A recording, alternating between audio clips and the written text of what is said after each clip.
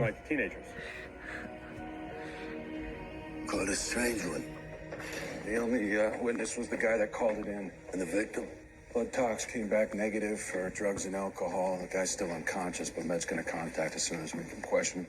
Okay, so what do we think happened? Well, right now, we're betting on a failed carjacking. Been a 40% increase in carjackings in that neighborhood this month alone. Perfect territory. It's a through line from downtown. Usually pretty void of pedestrians, meaning it's a hell of a lot of high-end vehicles on a quiet street. The victim was driving a $90,000 BMW, and there was evidence of a beating inside and outside the car, so they pulled him out.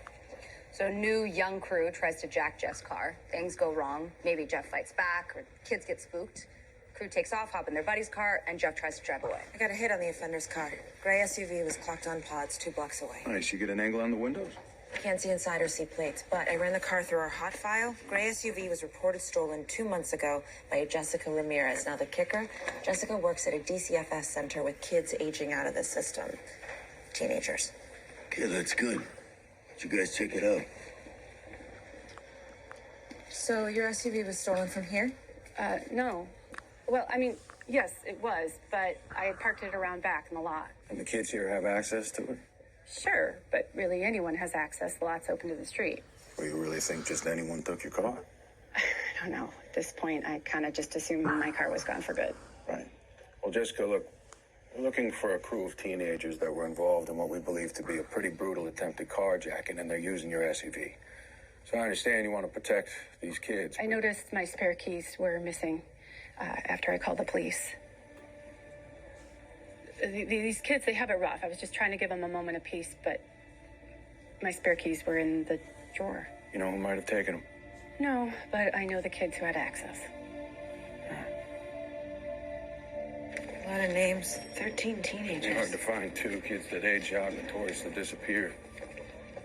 Michaela? Hi, you. What are you doing here? What's going on? What's happening? They took me here. What's she doing here? What's happening? I'm sorry, are you Officer Kim Burgess? We work the ward homicide case. What's she doing here? Where's her guardian? Where's Kathy? I'm sorry, I can't lawfully give you any details of a minor's case without the correct authorization. Understood, but clearly I know Michaela, and I know her social worker, Alana. You'll have to speak to Alana then. Michaela, honey, come on.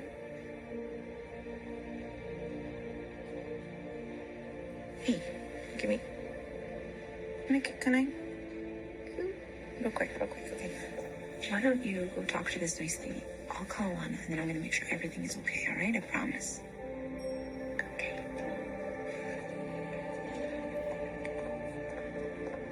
A lot of reasons she could be here. Yeah, I know. Alana's not answering. Kim and Ruth, you got ears in? Yeah, go ahead. Call came in over the zone on view carjacking 3 masked offenders. Sounds a whole lot like our crew. Jay and I are around the corner. Call came from the intersection of Costner and Jay.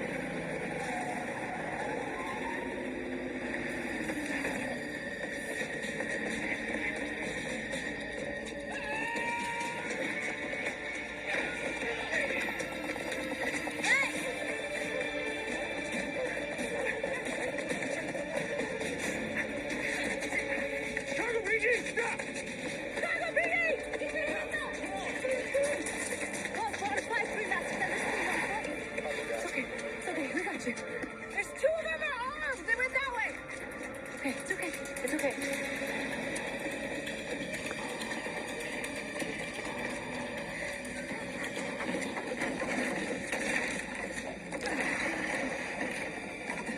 Two offenders heading westbound. One broke off a gangway mid-alley. W, head back your way.